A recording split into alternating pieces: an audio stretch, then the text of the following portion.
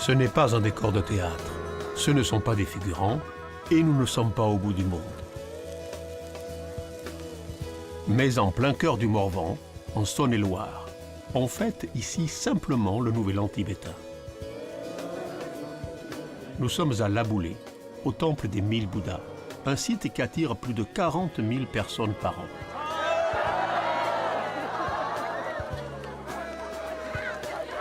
En Occident, le bouddhisme connaît un vrai renouveau.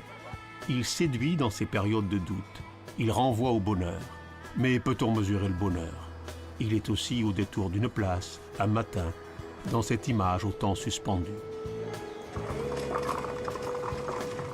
Nous sommes à Mâcon, sur les bords de Saône. On a eu envie de savoir comment et pourquoi le bouddhisme s'est développé ici.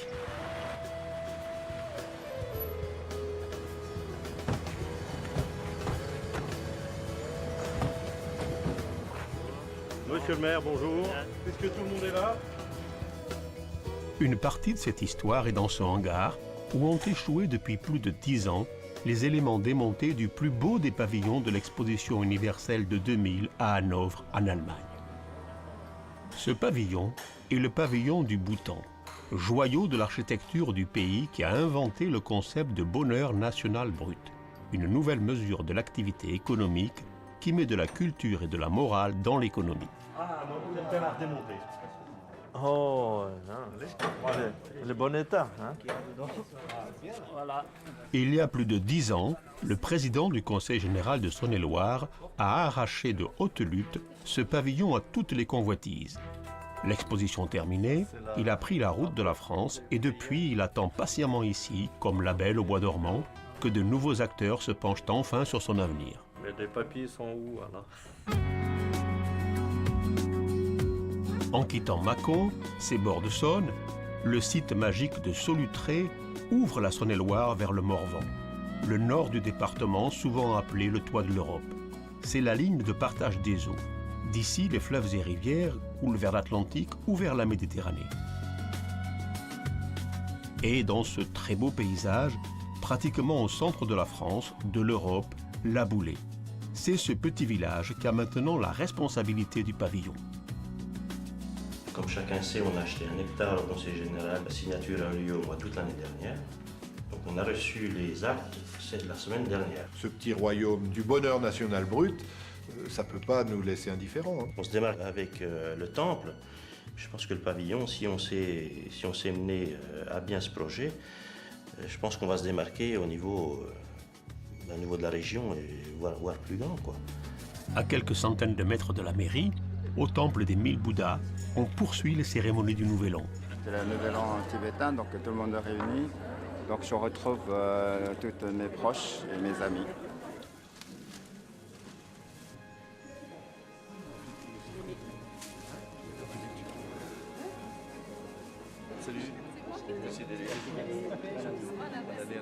C'est une offrande de katas, c'est une écharpe blanche qui représente la pureté. Et c'est une grande journée aujourd'hui, donc pour démarrer la nouvelle année, donc chacun présente ses meilleurs vœux.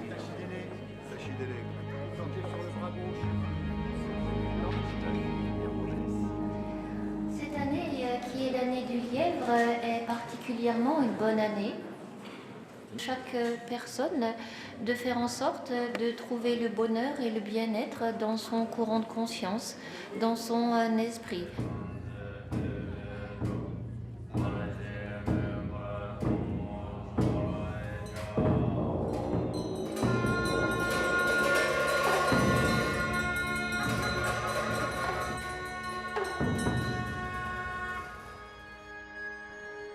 Dans notre département de Saône-et-Loire, depuis maintenant plus de 35 ans, sont venus une communauté de bouddhistes bhoutanais. Je fais une différence majeure entre un groupe, une communauté, un réseau qui s'origine dans une grande tradition religieuse et qui n'est pas prosélyte, mais qui simplement vit jusqu'au bout ce dont il pense être la vérité. Ceux-là ne sont jamais pour moi une secte. Le bouddhisme n'est pas là par hasard, tout près d'autres spiritualités. J'ai rencontré l'orthodoxie à Barcelone, dans l'église serbe. Ici à Auchan, c'est un lieu particulier et on sent que la spiritualité dans les temps ça a été enracinée dans cette terre. Père Luc, il est venu ici et il a commencé le monastère et il a voulu ici commencer un lieu de rencontre. Nous nous sommes rencontrés plusieurs fois, notamment avec un assez grand nombre de chrétiens, de chrétiennes, de juifs, de musulmans, de bouddhistes. Ce qui compte beaucoup pour nous, c'est de nous écouter. L'abbaye de Cluny, dans le sud du département, le phare de la chrétienté au Moyen-Âge, portait déjà une image de paix. Et tout près, Thésée, capitale de l'œcuménisme et son rêve d'une communauté universelle. Cette grande diversité spirituelle, d'une densité exceptionnelle, a permis au bouddhisme de trouver là un climat favorable.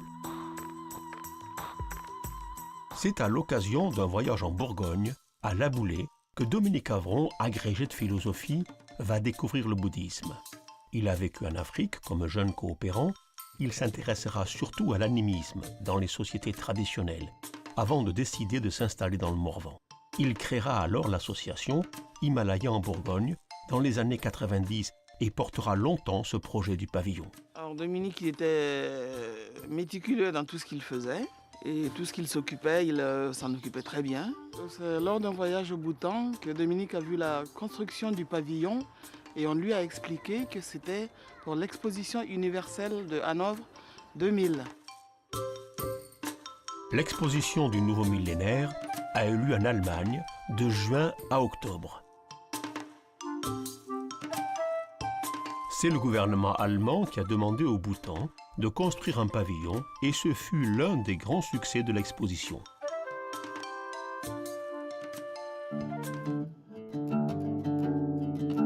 Le royaume du Bhoutan, c'est un long voyage vers l'Asie, au cœur de l'Himalaya.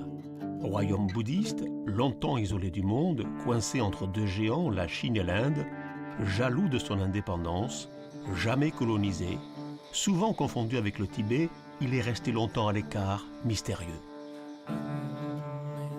Une extraordinaire architecture dans les endroits les plus incroyables, avec des monuments qui inscrivent le pays dans la grande histoire du bouddhisme. Et dans les lieux stratégiques, contrôlant les vallées, les dzongs, centres du pouvoir temporel et religieux, des forteresses impressionnantes qui régissent aujourd'hui encore la vie des habitants. À l'échelle de l'Europe, c'est la Suisse, mais seulement 700 000 habitants. Il est aujourd'hui connu dans le monde entier pour avoir inventé le bonheur national brut, cette mesure de l'économie qui nous interroge en pleine crise financière. Et en 2008, il est devenu sans violence une démocratie.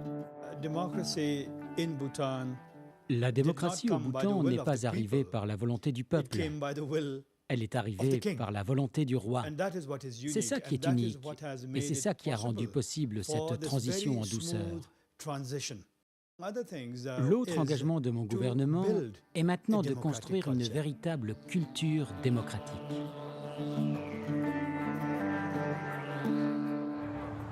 Nous sommes partis à la recherche de ceux qui ont conçu et construit ce pavillon, une galerie de peinture ouverte sur la rue en plein centre de la capitale. Il y a 10 ans, ce fut une très bonne opportunité. J'ai été sollicité pour travailler sur l'aménagement intérieur. Et une fois que le budget, l'argent pour construire le pavillon a été attribué, il a été construit ici au Bhoutan par nos charpentiers et nos peintres. Et pendant qu'ils travaillaient à la fabrication elle-même, tandis qu'ils le construisaient ici au Bhoutan, je travaillais sur sa décoration intérieure. Et donc, je travaillais aussi avec eux. Des montagnes protégées, sommets et glaciers sont demeures des dieux. De vastes espaces boisés. Le pays des yaks et des rhododendrons vit dans des hautes vallées entre 2000 et 5000 mètres. Ce pays des longs nuages blancs et du dragon tonnerre comme les colères de la nature est très sensible au changement climatique.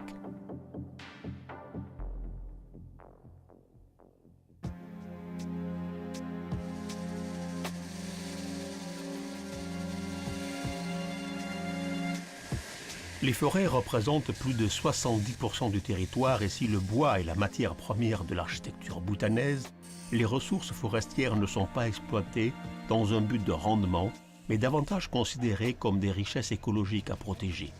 L'exploitation du bois est sévèrement contrôlée.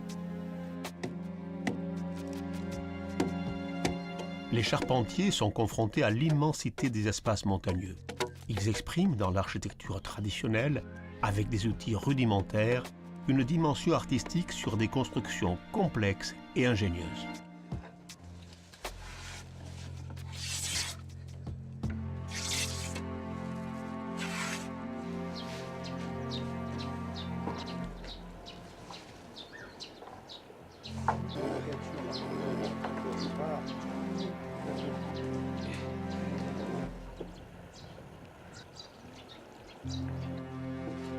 La main et le bois cherchent l'harmonie entre la matière et l'esprit. Il n'y a pas ici de rupture entre les générations et pas de différence culturelle entre l'artisanat et l'art.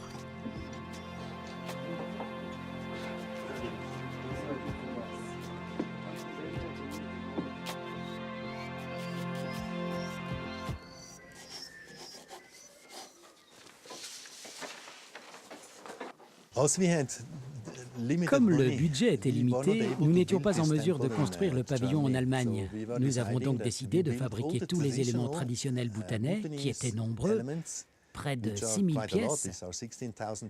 Nous les avons construits ici au Bhoutan. Nous les avons emballés ici à Thimphu, dans la capitale, là où ils ont été fabriqués. Nous les avons transportés dans des camions vers la frontière indienne à Phuncholing.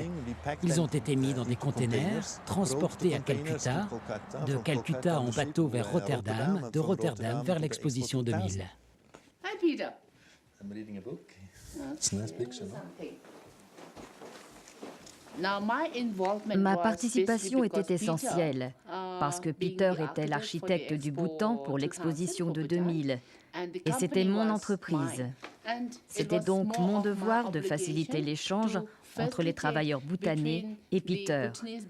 Ils ne parlaient pas assez bien le bhoutanais et les charpentiers étaient des artisans qui, eux, ne parlaient pas l'anglais, surtout ceux qui sont allés à Hanovre pour le construire.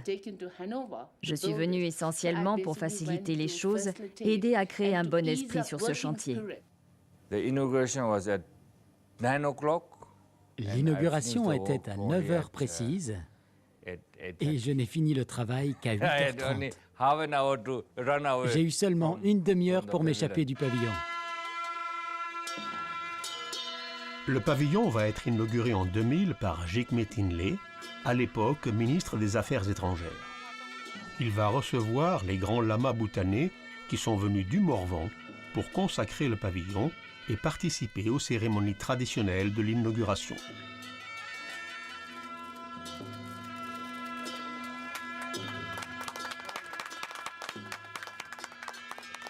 Donc Dominique a demandé, mais après l'exposition, qu'est-ce que vous en faites? On lui a expliqué qu'on allait le céder, qu'il y avait déjà beaucoup de personnes sur les rangs. Mais je crois que la proposition la plus sérieuse vient de France, pour acheter cette structure et la reconstruire quelque part en Bourgogne. Et donc quand il est revenu, il a tout de suite commencé le dossier qu'il a proposé au Conseil général. La première fois que j'ai entendu parler du Bhoutan en tant que fonctionnaire du département, c'est une demande de subvention pour une étude de faisabilité qui avait été déposée auprès du Conseil général par l'association Himalaya en Bourgogne. Dominique Avron va très vite mobiliser les énergies autour du projet.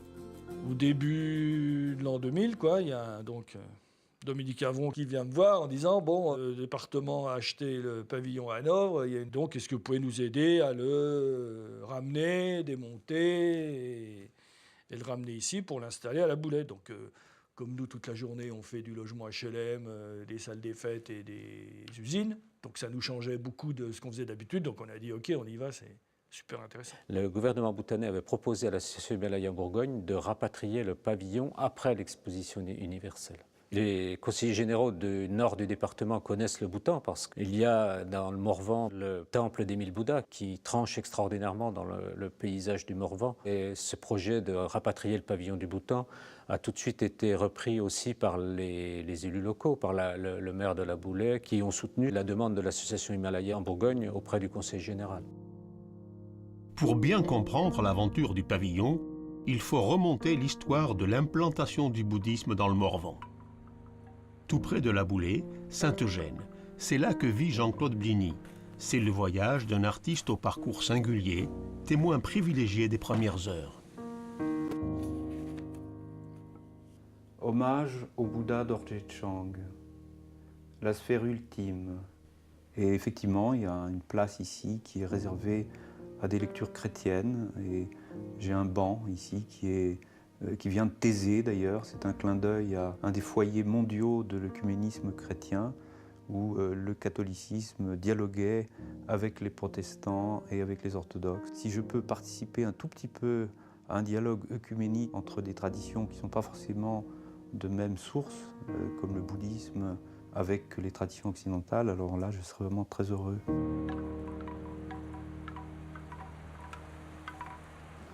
Anurakto me bhava sarva siddhi mantra yatsa sarva karma. On était tous très sensibles à la révolte de 68. Bon, moi, j'avais 20 ans en 68, j'étais étudiant à Paris, donc c'est quelque chose qui nous a profondément marqué. Et on était à la quête de sens. On voulait retrouver des valeurs profondes, évangéliques.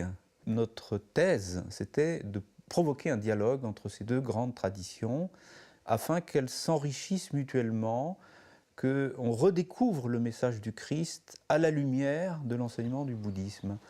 On pourrait dire qu'après une certaine déception, après mai 68, il y a un grand nombre de personnes, de jeunes, qui se sont retrouvés dans la recherche, dans une recherche spirituelle, dans voyager en Orient. Moi-même, j'ai fait la route, j'ai fait le Pakistan, l'Afghanistan, l'Inde. On cherchait une autre manière de se positionner dans la vie. Nous étions tous relativement cultivés, un peu philosophe, un peu artiste. Moi, j'étais déjà professeur d'art plastique. J'enseignais les arts plastiques dans un lycée.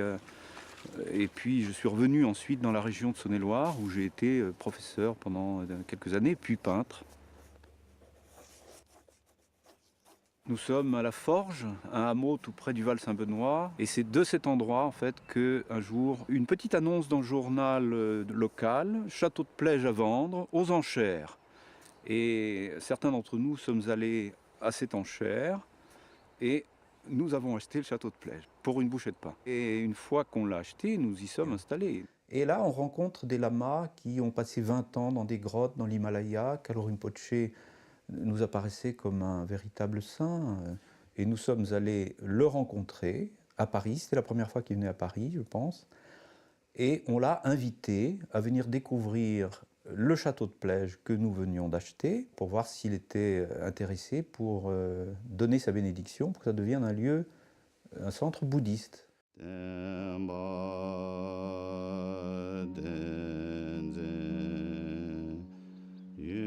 Kalo Rinpoché, moine né au Tibet derrière ces montagnes en 1905, vit dans des ermitages isolés quand les troubles de l'invasion chinoise le font revenir vers le Tibet central. Il fera alors partie des grands lamas qui partiront à pied dès 1958, préparer les terrains de l'exil du gouvernement tibétain.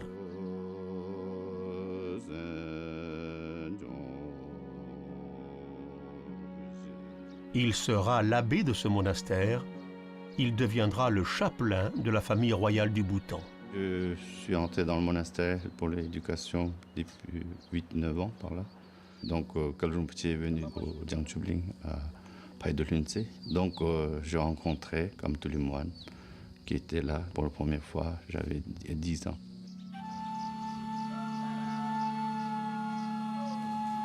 C'est l'image du 16e Karmapa, le chef de sa grande lignée.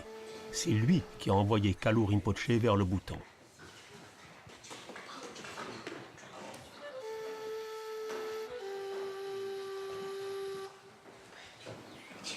Les seules choses qui ont changé ici sont les feutres et les tableaux, les crayons et les cahiers. Les enfants viennent des fermes et villages alentours. Il y a toujours le lopen, le maître d'école et sa baguette, qui veille à la concentration. Symbole de discipline dans tous les monastères. Nous sommes en 2011.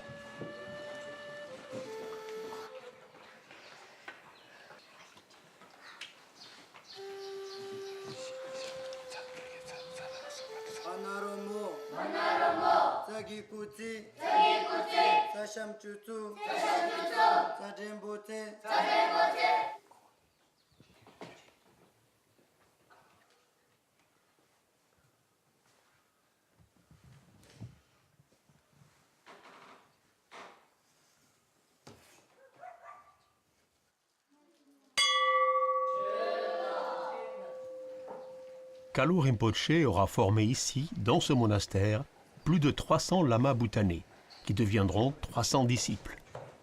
J'étais parmi les moniteurs à l'époque. Et je suis resté jusqu'à l'âge de 17 ans. De 17 ans, Kalu Rinpoché a demandé à monastère d'envoyer moi près de lui à Sonada, à Darjeeling.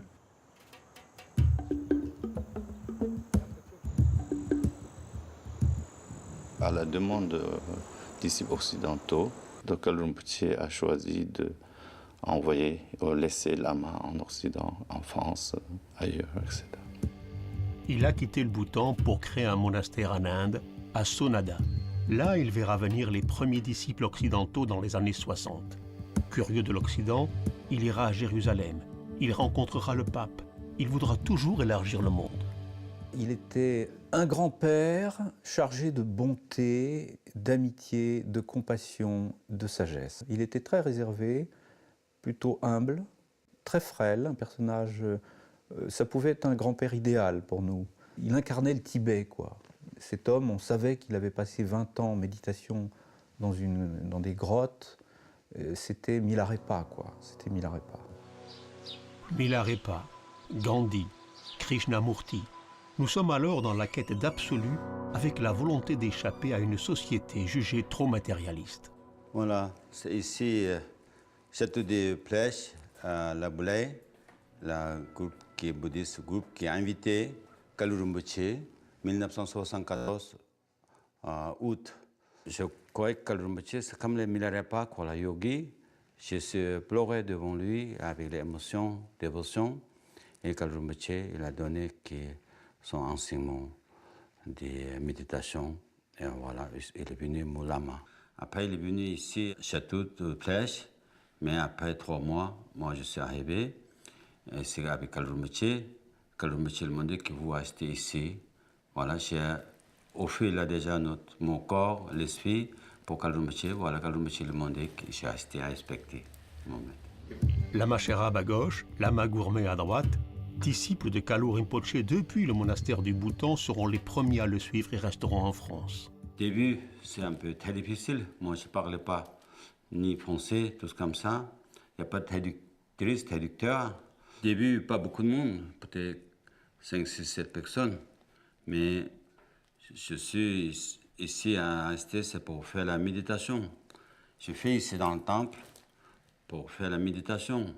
Moi, j'ai expliqué un jour, si vous fumez et droguez, c'est là. Pour la méditation, quand nous, tous pas bien, vous ne pouvez jamais réaliser. C'est mieux, c'est abandonner. Et après, certaines personnes ne voulaient pas abandonner, ils sont partis. Certaines personnes ont abandonné, ils sont restés. Pour ça qu'ici, les voisins, ils sont très contents qu'avec moi, qu'ils sont partis, puis tout ce qui est fait un petit peu drogué, tout comme ça. Ils sont voisins, ils sont très gentils avec moi. Pour ça que je suis resté continuer ici. Pendant un moment, il s'avait dit que le bandit, la Messrine, s'était réfugié. Oui, mais ça... Ah ben ça... Oui. En quelle année, ça? Oh ben, tout à fait au début, hein. Au début, oui. C'est vrai que ça s'est beaucoup amélioré. Tout à fait au début. Oui. Tout à fait au début, ce n'était pas vraiment ce qu'il y a aujourd'hui. Hein. Il y avait certainement plus de gens que... beaucoup plus de gens non désirables que maintenant, hein, parce que maintenant, je pense qu'ils ont quand même amélioré pas mal. C'était le refuge des bandits, des hommes politiques un peu, des acteurs un peu... Au début, il venait un peu tout le monde. Hein? Ce passage, j'ai fait venir la police maconnaise, moi, pour quand même mettre un peu d'ordre là-dedans. Et ça s'est bien arrangé, hein? Ah oui. Disons que moi, j'ai trouvé qu'on n'était pas envahi par eux. Quand j'annonçais que j'allais habiter ici, tout le monde m'a dit « Oh, ils vont prendre du pouvoir sur toi, ils vont te convertir, tout. » Alors que pas du tout. J'ai entendu dire un agriculteur qui les aime pas. Ouais, ces mecs qui se baladent en soutane en soutane orange, etc. Donc il y a quand même un petit peu d'hostilité résiduelle. De plus en plus, ça diminue. Hein. Ces gens-là, ils vont avoir 80 ans ou presque. Immédiatement après la création de Kerguelen, ont été mis en route des retraites traditionnelles de 3 ans, 3 mois, 3 jours qui formaient les lamas occidentaux. Et la première retraite historique qui s'est passée en Occident, Amérique comprise, s'est passée à Kerguelen. J'ai commencé à m'impliquer ici en 81 pour les travaux parce qu'en fait mon parcours professionnel était du bâtiment, donc j'ai fait plusieurs choses ici. Il y avait le château, le Tscheten avait été inauguré en 80 par Kalu Rinpoche et il y avait quelques maisons dans le parc, c'est tout. Tout se passait dans le château en fait. Il y avait le temple dans le château, la salle à manger dans le château, la cuisine dans le château, la bibliothèque dans le château. Et tout se passait dans le château. Et les logements étaient dans le château aussi.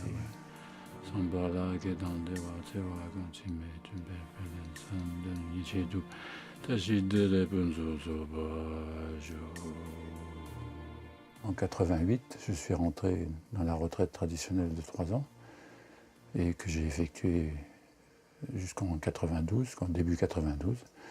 Et là, normalement, d'après la tradition, ceux qui ont fait la retraite de 3 ans deviennent lamas. Effectivement, quand on dit qu'on rentre en retraite, c'est en retrait du monde pour pouvoir pratiquer la spiritualité, la méditation d'une manière à 100%, on va dire. Donc on se retire des distractions du monde. Moi, je suis originaire de Paris et donc je connaissais bien Paris. Paris, c'est ma ville. Quand je suis sorti de retraite, je suis resté 1 mois chez ma mère. Et j'ai jamais goûté Paris autant. J'ai trouvé aucune agressivité, j'ai senti aucune agressivité. Par contre, j'ai senti, comme dans toutes les grandes villes, beaucoup d'agitation. Il n'y avait plus de mur de Berlin, l'URSS n'existait plus. Et puis, je me souviens avoir été dans un grand magasin, j'ai cherché des disques vinyles, il n'y en avait plus. Ça avait changé vite. Avant, il n'y a pas d'autre endroit. Tous les Européens viennent ici, et les gens ici, il n'y a pas assez de place. Les gens restaient dehors, et nous voulions pour construire. J'ai décidé, j'ai parlé avec la résidence, à peu près 45 personnes qui là, et tous ils sont d'accord, je cherchais l'architecte, Jean-Loup Massot, de l'Aix-en-Provence. C'est là mon disciple, mon ami. J'ai demandé, après j'ai donné un modèle qui est là, pour tout. Ce qu'on a tout de suite fait avec la marche arabe, c'est tout de suite faire des portes ouvertes. Tout de suite, on a invité le maire, même quand il n'y avait que le château. On faisait des repas, on invitait le maire, on invitait le préfet, on invitait pour montrer qu'on était ouvert au Morvan, qu'on n'était pas fermé. Je suis arrivé ici, je suis jeune, je suis 33 ans. Maintenant, ici, je suis 38 ans, et là, je suis 2 fois plus vieille ici en France. Je suis là encore avec vous, je suis très content. Le temple des 1000 Bouddhas, c'est l'œuvre d'une vie, celle de Lama Sherab certainement, mais aussi de tous les fidèles qui l'ont accompagné.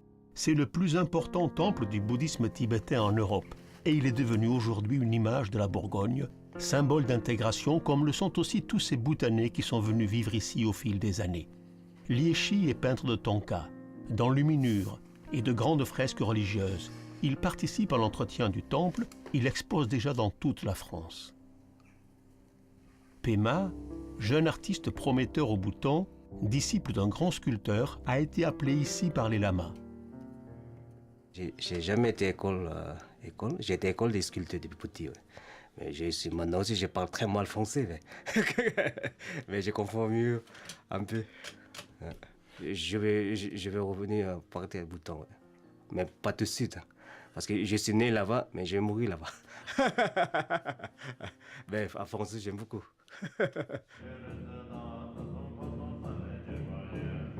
Au-delà des images, c'est aussi une histoire particulière d'intégration, celle de Jigme Karma, arrivé à la Boulé à l'âge de 12 ans.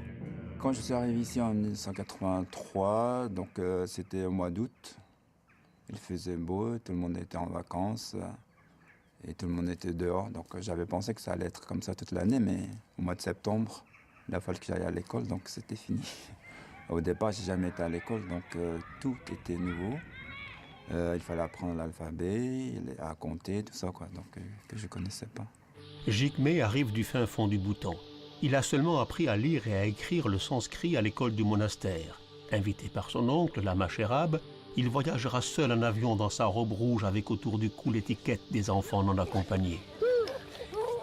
J'ai quand même une partie de famille qui est ici, mais sinon quand même à Mongar parce que j'ai mes parents qui sont là-bas, plus mes frères et sœurs aussi. Donc je suis partagé.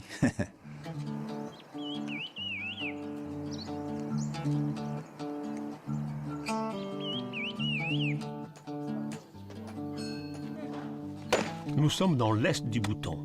Le gouverneur de Mongar rejoint son bureau. À l'entrée, comme tous les matins, il est attendu par le Kundrung, le maître de discipline du monastère avec son fouet symbolique. Vêtu de sa grande écharpe rouge, obligatoire dans le dzong, il est l'un des 20 préfets du pays. Moi, je viens de Mongar. Je suis né à Mongar. Quand j'étais à Vichy, Lama Sherab est venu pour me recevoir. Et puis j'étais plusieurs fois à Kajulin parce que on vient de la même commune. Les villages sont en face. Il y a une rivière Cherichou qui nous divise, mais je le connais tout le monde.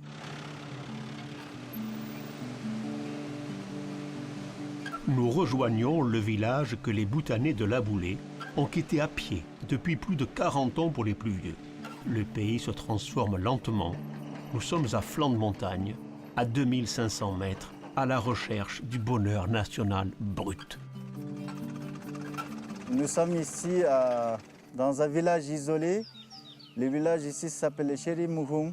Je suis né ici dans ce village. J'ai beaucoup de frères et sœurs, mais tous mes frères et sœurs, ils sont à l'école, ils sont étudiants. Mon oncle, il s'appelle Lama Sherab, il est parti en France.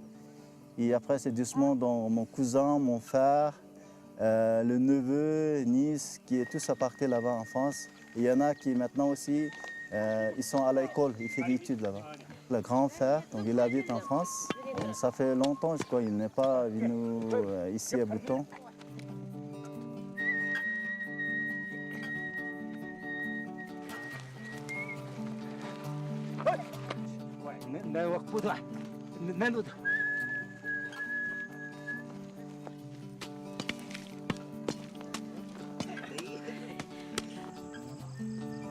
Karma Kenshu vit maintenant dans la capitale, à Thimphu.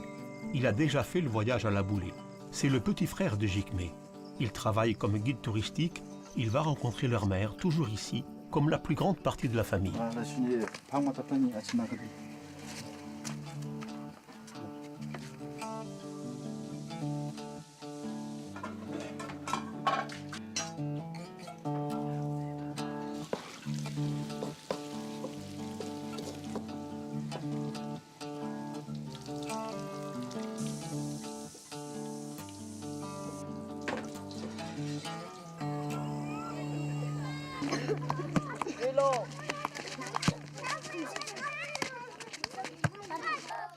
Des écoles laïques sont maintenant installées dans tout le pays. L'éducation et la culture font partie des 4 grands piliers sur lesquels repose l'indice du bonheur national brut, avec la croissance et le développement économique, la sauvegarde de l'environnement et l'utilisation durable des ressources.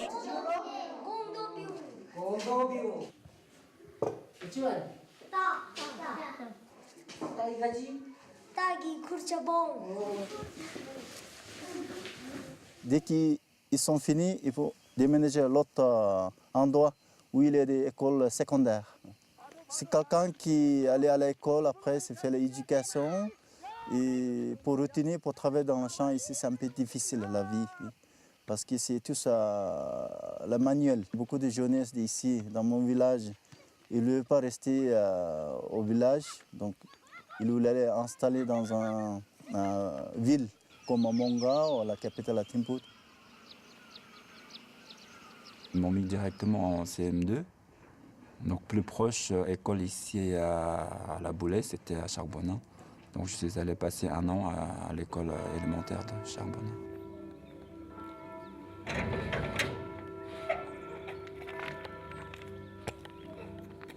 Au milieu des années 80, Jigme est arrivé. C'était, si je puis dire, notre grand mône à la sauce morandelle. Parce qu'au début, évidemment, il a fait l'objet de la curiosité d'un peu tout, mais il s'est vite adapté aux autres élèves. Par contre, Jigme, je ne l'ai jamais revu. Je ne l'ai jamais revu. Je serais heureux de le revoir. J'espère qu'un jour, on le reverra.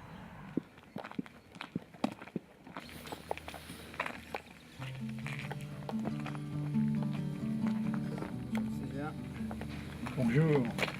Ça va? Oui, oui. Ça va. Et vous? Oui, ça va bien. Ouais, ça fait plus de 25 ans. 25 ans? Ouais, on s'est pas vu. Quand tu es venu, tu avais quel âge?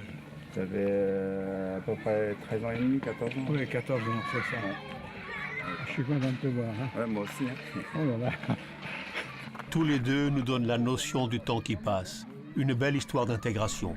Jigme obtiendra son bac brillamment et après 2 ans en sciences économiques, il changera d'orientation. J'ai fait école d'infirmière parce qu'au départ, c'était pas vraiment le choix premier. Donc j'ai fait les stages et ça m'intéressait parce qu'on était continuellement en contact avec des personnes. Notamment, j'ai commencé par un stage chez les personnes âgées dans une maison de retraite. Donc il y avait plus d'échanges, donc on apprenait des choses. Je trouvais que c'était très bien, donc j'ai continué. Le métier de soignant, moi, je ne réfléchis pas trop parce que je suis pas mal dans l'action. Parce que tous les jours, quand je vais travailler, donc il y a des choses à faire. Mais sinon, je vis assez bien parce que c'est quand même, je trouve que c'est en lien avec le bouddhisme, c'est don de soi, c'est donc apporter de l'aide, essayer d'être utile à l'autre. Donc je trouve que c'est une continuité, mais en même temps, je peux continuer à travailler et gagner ma vie. Je reviens souvent ici pour pouvoir me ressourcer. Donc comme j'ai la famille, plus c'est comme au Bhoutan, donc c'est un endroit que j'aime beaucoup revenir. Armand était fasciné par le... Ah, moi j'y passais des heures. Quand je pouvais m'échapper, c'était des heures là-dedans. On le cherchait, il était à la fenêtre avec sa caméra et il filmait les gars en train de faire un bout de route. Ça, c'est la place centrale de Thimphu. Voilà, pour moi, c'est le rond-point, ça. Ah, il y a une horloge sur la place. Ah oui, je me souviens. Ouais. Il fait la circulation. Ah, toute la journée. Ouais. Un coup d'un sens, un coup de l'autre, c'est à devenir fou. Hein. Les feux. Il n'y a pas de feu. Il y avait beaucoup de circulation. Il paraît que c'est la seule capitale au monde où il n'y a pas de feu. Et là, tout le monde écoute. Hein. Il a vu comment vivaient les gens au Bhoutan.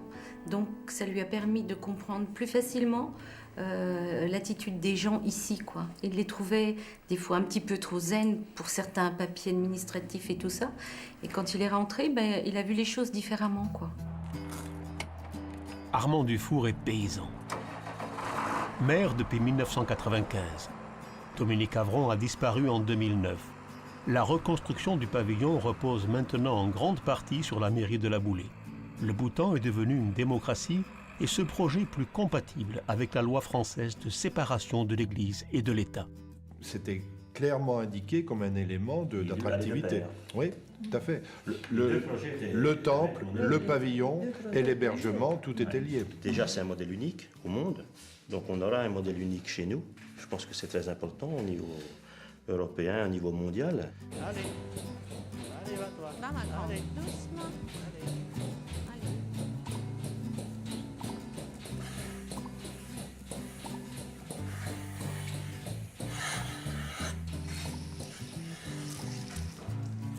Donc là, c'est une vache qui a fait veau il y a 24 heures. Et normalement, c'est le placenta que j'essaye d'enlever. De temps en temps, il faut intervenir. C'est un travail assez dur. C'est une intervention, quand on appelle le vétérinaire, qui nous coûte entre 100 et 120 euros. Donc on essaye de faire le plus possible les interventions qu'il est possible de faire nous-mêmes. Celle-là, ça s'infecte. Tu vas lui retirer, là? Je sais pas. On va voir. On a mis ça comme... elle tète les autres vaches, donc... Elle était toujours? Ouais. Mais il ne faut pas qu'on oublie les paysans de notre commune. C'est quand même eux qui entretiennent la nature, donc je pense que ceux-là, il faut y penser. Et puis ils sont en train de crever surtout, donc c'est vachement important. Et ça, j'y tiens. Et si on ne fait rien pour eux, d'ici quelques années, il y en aura plus. Les bottes qu'enfile Lama Singué, Lama paysan, viennent d'un voyage à la Boulée. Avec sa femme, Chérab Palmo, ils font aussi de la vache laitière. Mais rien n'a encore beaucoup changé. Hommes et femmes se partagent toujours les travaux des champs. La vie est souvent rude à Tcheri Mohung.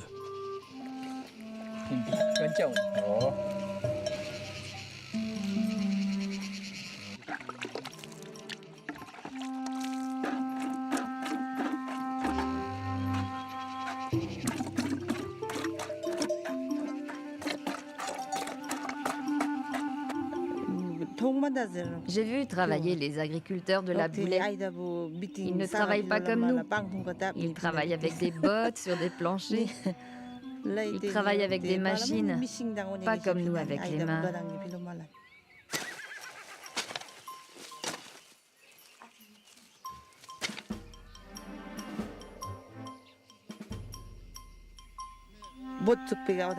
J'ai déjà voté en 2008 pour l'élection des députés.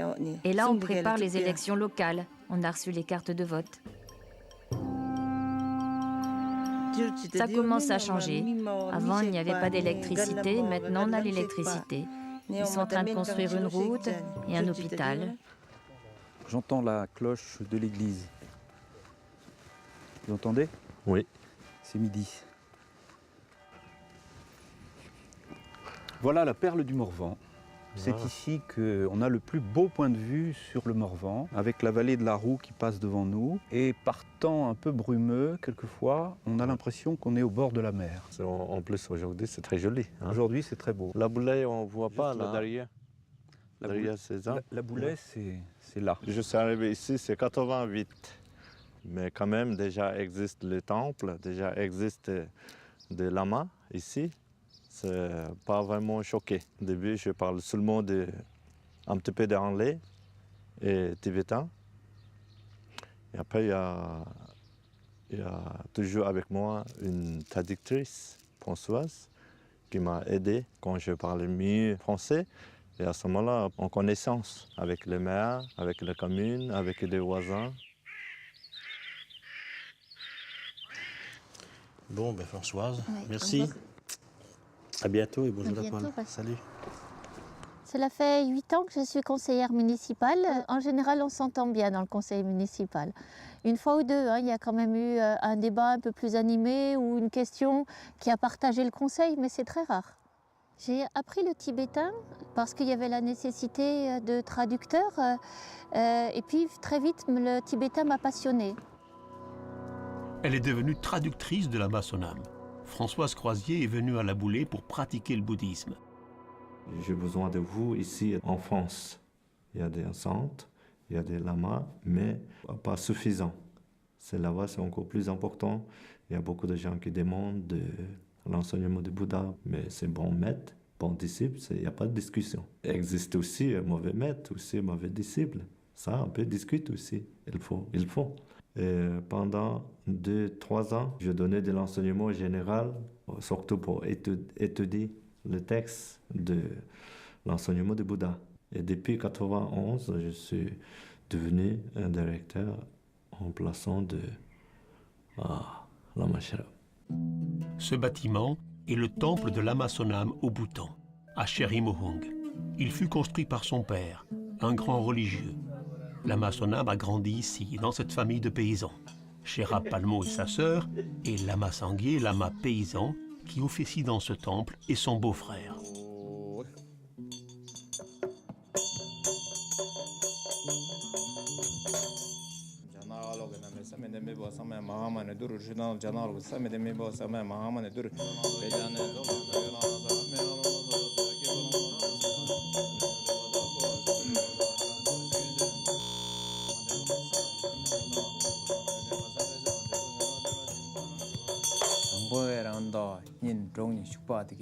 Depuis des générations et des générations, dans la lignée Terten Pema Limpa dont je suis issu, on se marie. Si c'était dans un monastère, on serait moine. Comme on est pratiquant laïque, on prend une femme pour former une famille. C'est pour cette raison que je me suis marié et que j'ai fondé une famille. Quand je suis arrivé à Kagyoling, le temple des 1000 Bouddhas, mon état d'esprit était hors du commun, comme dans un rêve.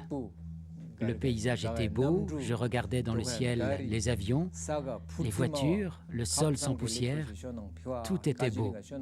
J'étais très heureux d'être là. 2 amis d'enfance, 2 copains d'école, des destins croisés, improbables, bout en morvant. Donc, je suis né le 1er janvier 1982 à La Boulette. Ça fait 3 petites décennies que je suis sur la commune. Bon, c'est que du bonheur quand on aime la nature. Mon premier collègue habite à 7 km, donc si on n'a pas de mobilette ou rien, on peut pas aller le voir. Donc on est assez solitaire, on est plus famille qu'en ville. Ça y est, donc tu t'es lancé à la production de fromage de chèvre? Ouais, ça y est, après 3 ans de travaux et un projet réfléchi pendant 2 longues années d'administratif, de montage de dossiers, de financement, on a réussi enfin à sortir nos premiers fromages de chèvre. Tu as commencé avec combien de chèvres? On a commencé avec 65 chèvres et puis après on a racheté un petit lot d'une 60aine de chèvres. Viens ma mère. Il y a beaucoup d'élevages qui veulent pas qu'on visite leurs chèvres pour des aspects sanitaires.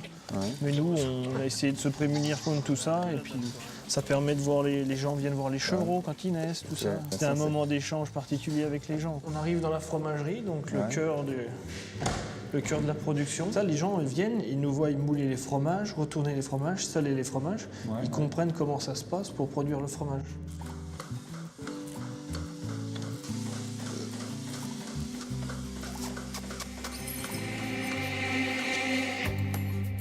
Véritable boom immobilier dans la capitale, le développement de la culture démocratique, l'économie qui décolle, une révolution numérique qui abolit les distances et ce pari d'un bonheur national brut à respecter avec une culture à protéger. C'est l'arme essentielle de l'indépendance du pays.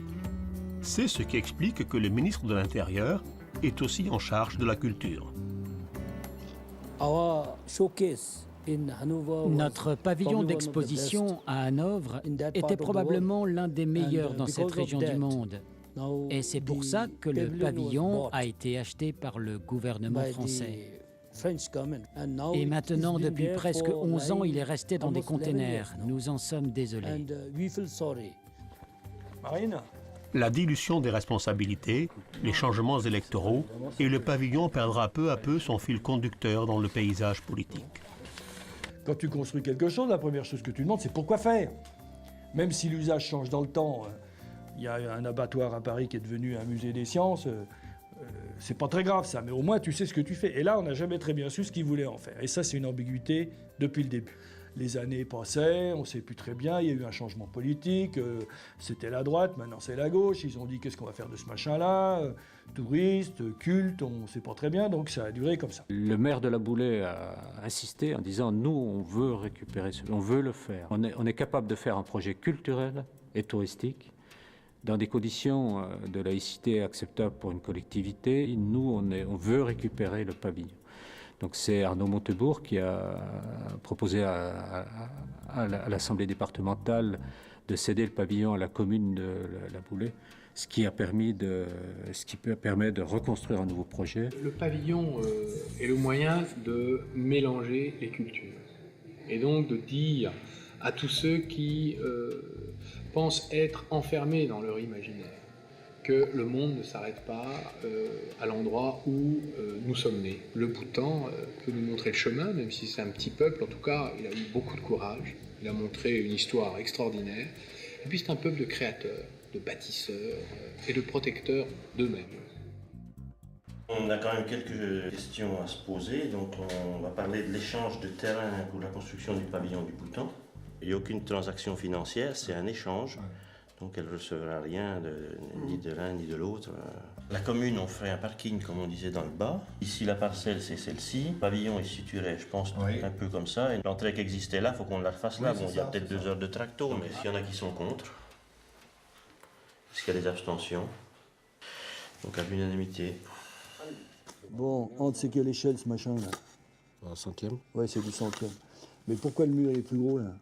On a le terrain, un géomètre qui travaille, un permis de construire qu'on va déposer, on va faire des maquettes. Je pense que le plus important, c'est de le reconnecter, non au pavillon de l'exposition de 2000, mais de le reconnecter au Bhoutan. Je pense que nous devons mettre un cœur et une âme dans ce bâtiment.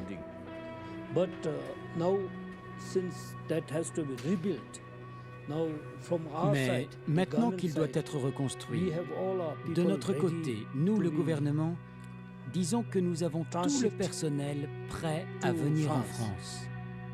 Moi, je tiens à préciser que ce pavillon sera bien culturel et non cultuel. Donc, que l'on s'enlève de la tête tous les gens qui pensent que ce sera cultuel.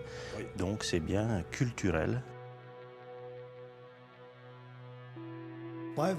Par le fait que la reconstruction de ce pavillon ait pris 10 ans, cela lui donne une grande ampleur. Ce pavillon sera un lien très très important entre le Bhoutan et la France, mais même encore plus important entre l'Asie et la France. «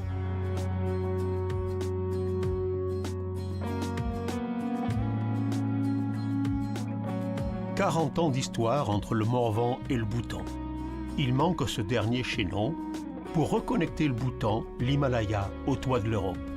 Ce pavillon peut donner une nouvelle dimension à ce Morvan, déjà si près des dieux. Un institut de l'Himalaya au cœur de l'Europe. C'est maintenant aux hommes de décider.